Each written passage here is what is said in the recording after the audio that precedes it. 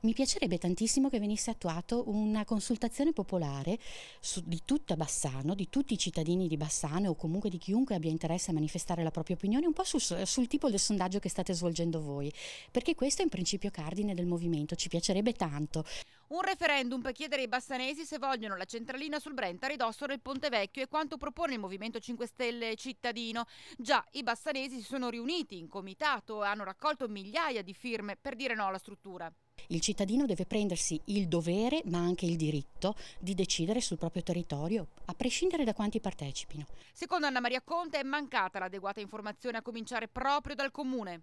In questo caso andava informata la popolazione che è l'unica, al di là di movimenti, di partiti, di amministrazioni, che ha il diritto di decidere sul proprio territorio. Andavano fatti degli incontri aperti al pubblico a cui partecipassero chi era a favore, chi era contro, esponessero le proprie ragioni e consentissero alla gente di formarsi un'opinione e di poterla esprimere.